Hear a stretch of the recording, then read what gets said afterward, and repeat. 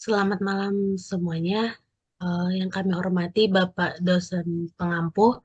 Di sini kami dari kelompok 4 akan mempresentasikan hasil tugas kelompok kami tentang audit teknologi informasi dengan judul meningkatkan maturity level sistem informasi. Sebelum kami mempresentasikan atau menampilkan hasil tugas kelompok kami, izinkan kami memperkenalkan diri kami.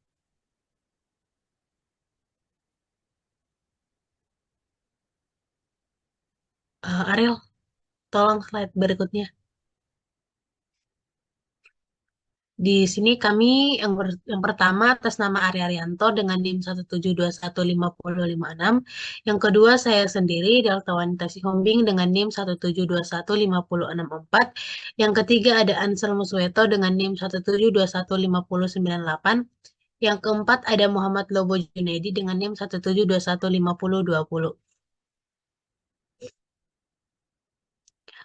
Eh Baik, kami akan memulai presentasi kelompok kami. Yang pertama, pendahuluan. Dalam era digital yang semakin maju, sistem informasi telah menjadi komponen penting yang mendukung operasional, pengambilan keputusan, dan inovasi organisasi. Pengelolaan sistem informasi yang tidak optimal dapat mengakibatkan berbagai kendala, seperti ketidakefisienan proses, resiko keamanan, dan sulitnya mencapai tujuan strategis organisasi. Oleh karena itu, diperlukan suatu metode untuk mengevaluasi dan meningkatkan kinerja sistem informasi secara berkelanjutan. Framework Qubit 41 hadir sebagai alat yang dirancang untuk membantu organisasi dalam mengelola teknologi informasi secara terstruktur. Salah satu fitur utamanya adalah kemampuan untuk mengukur tingkat kematangan atau maturity level sistem informasi. Maturity level ini menggambarkan sejauh mana pengelolaan teknologi informasi telah didefinisikan, dikelola, dan dioptimalkan. Melalui studi kasus ini, kelompok kami bertujuan untuk menerapkan framework COVID-41 pada sebuah organisasi tertentu untuk mengevaluasi maturity level sistem informasi mereka. Hasil evaluasi akan digunakan untuk memberikan rekomendasi perbaikan yang relevan guna meningkatkan efisiensi dan efektivitas pengelolaan sistem informasi. Yang kedua adalah latar belakang. Sistem informasi merupakan salah satu aset penting bagi institusi, perusahaan, atau organisasi modern. Pengelolaan sistem informasi yang baik sangat diperlukan untuk mendukung operasional, pengambilan keputusan, dan pencapaian tujuan strategis. Framework Kobik 41 menjadi salah satu alat yang efektif untuk mengevaluasi dan meningkatkan tingkat kematangan atau maturity level sistem informasi. Namun, banyak organisasi belum memahami secara menyeluruh bagaimana memanfaatkan framework ini untuk mengevaluasi performa sistem mereka dan mencapai optimalisasi proses. Oleh karena itu, studi, studi kasus ini bertujuan untuk menerapkan QBIT 41 guna mengevaluasi dan memberikan rekomendasi perbaikan pada maturity level sistem informasi organisasi yang dipilih.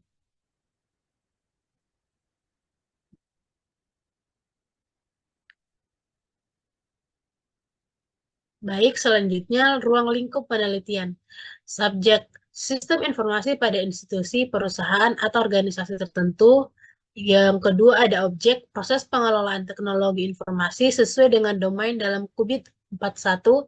Yang ketiga ada kerangka kerja framework Kubik 41 yang mencakup penilaian tingkat kematangan atau maturity level berdasarkan kuesioner, hasil perhitungan, dan analisis. Baik, selanjutnya akan dilanjutkan oleh teman saya yang bernama Ahmad Lobo Junedi.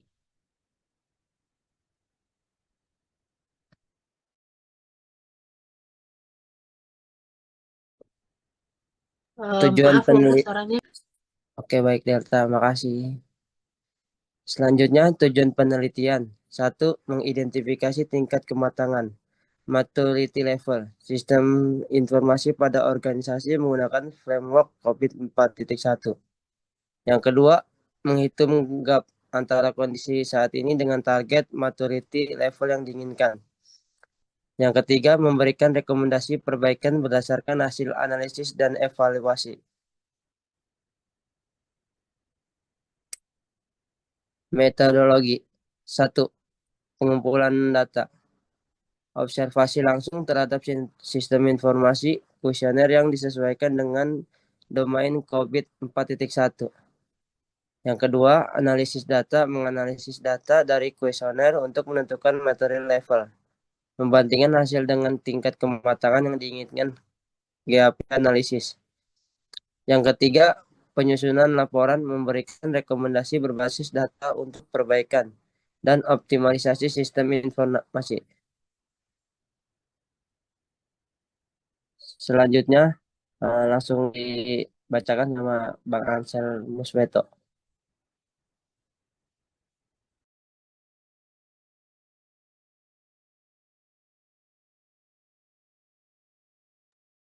Bang Ansel, minta tolong suaranya, tolong itu masih di-unmute. Baik, di sini ada luaran dokumen laporan audit sistem informasi berbentuk paper atau format PDF. Yang pertama, file presentasi yang menjelaskan hasil audit dan rekomendasi. Yang kedua, video presentasi yang diunggah ke YouTube sesuai jadwal kelompok. Di sini yang berikut ada terakhir kesimpulan. Penerapan framework COVID 4.1 diharapkan memberikan wawasan mendalam tentang kondisi maturity level sistem informasi yang digunakan organisasi dengan melakukan evaluasi berbasis kuesioner dan gap analisis.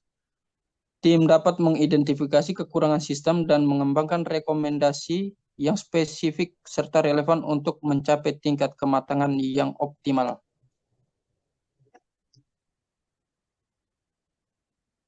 Selanjutnya, ada kesimpulan dan saran akan disampaikan oleh Ari Arianto. Baik, Bang Asen, terima kasih. Nah, di sini ada saran. Yang pertama, yaitu organisasi sebaiknya menerapkan COVID, Pemprov COVID secara berkala untuk memantau perkembangan maturity level sistem informasi. Yang kedua, penilaian harus melibatkan seluruh pemangku kepentingan yang relevan agar hasil evaluasi lebih komprehensif. Yang ketiga, perbaikan sistem informasi perlu dilakukan secara bertahap dengan mengacu pada rekomendasi berbasis data.